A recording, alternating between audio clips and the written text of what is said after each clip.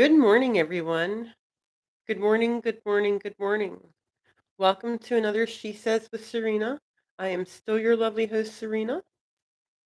This morning we're going to be talking about healthcare in America.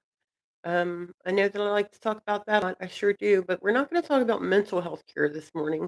We're going to talk about healthcare overall. I want to tell you real quick about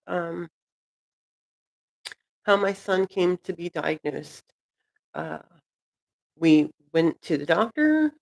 We went to an after hours clinic.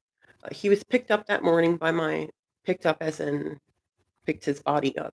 My ex-husband's father, my ex-father-in-law picked my son up, and my son proclaimed that he had hurt him. And so that when they got home, we took him to the clinic and said, that was kind of weird, and he doesn't really seem himself. Can you tell us what's going on? And she did an examination, and she seemed very confused, and she asked us to take him to the closest emergency room for some further testing. It was that quick. Um, when my mom was diagnosed with cancer, it was a little different because she had been showing signs of pancreatic cancer for about a year and a half. And she had addressed those signs first in Alaska at an emergency room when her stomach became distended. And she was told that she was just extremely bloated, and that it was caused from some medication she was on because of having pneumonia. Um, and she was given some gas medicine and sent home. And then the following year, her feet were extremely swollen, and she went to the emergency room, and she was told that it was likely caused from her um, being on a long flight.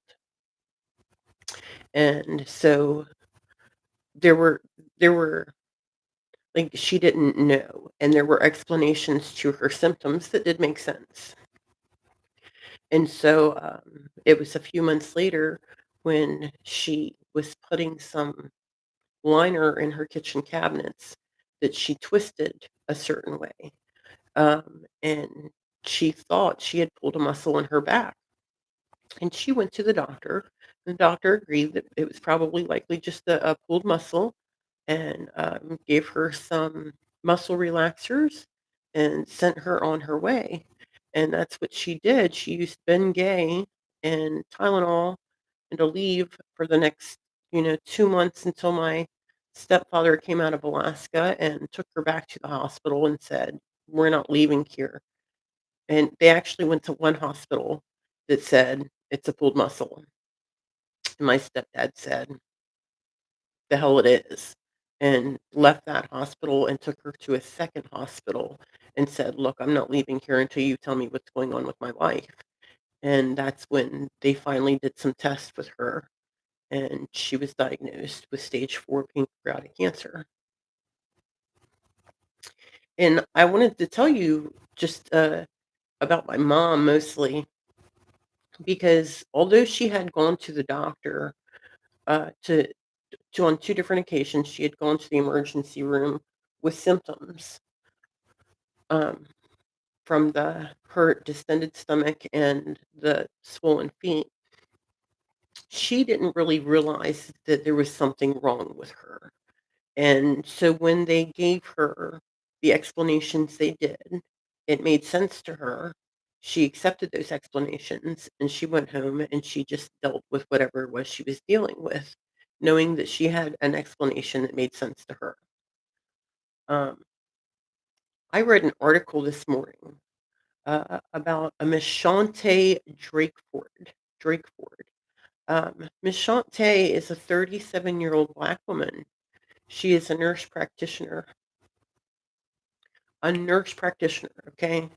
Um, she has known for several years, several years that there was something not okay with her.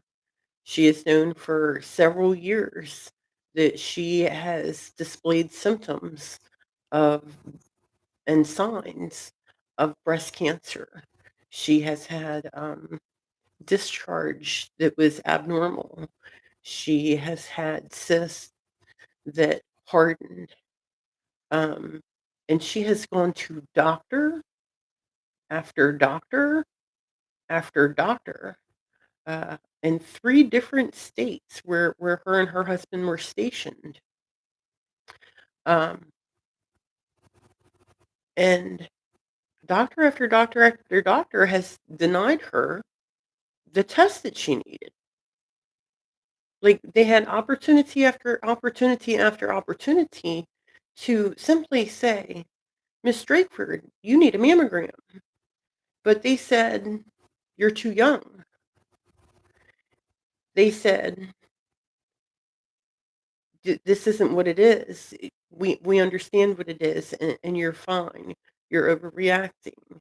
They said, um, "We're not gonna let you have these tests that are part of basic health care because we believe that we know better than you do about what's going on with your own body." She was denied the test that she needed so that she could get the treatment she needed. By the time she received the test that she needed from Walter Reed, she was already stage 4, but she knew for several years prior that she had the symptoms. She knew. She was going to the doctor. She was saying, "Dude, there's something wrong with me." And they were saying, "Dudette, it's gonna be just fine. We know what it is. You're good." And she was saying, "Just give me the test." And they were saying, "Sweetheart, you're gonna be just fine." Because that's what happens, especially if we go to male doctors, especially if we go to male doctors. Um, I, as a white woman in the United States, know that getting any kind of a diagnosis is like pulling teeth. Um, it's just not something that's very easily done. And when you stack on top of that somebody who's under the age of 40, somebody who has a vagina, and somebody whose skin doesn't look like mine, the healthcare they receive is shit. It's shit. Healthcare should be a basic human right in the United States of America, and the way Black women in in the arena of their breasts and their vaginas, the way Black women get treated in America is inhumane and disgusting. And you heard that here on She Says. You guys, you are worthy, whether you are white, black, anything in between. The beautiful colors of brown of this world are worthy. I hope that you all have a wonderful Tuesday. Stay safe. Don't forget to like, share, and subscribe. Do all those great things. And peace out, y'all.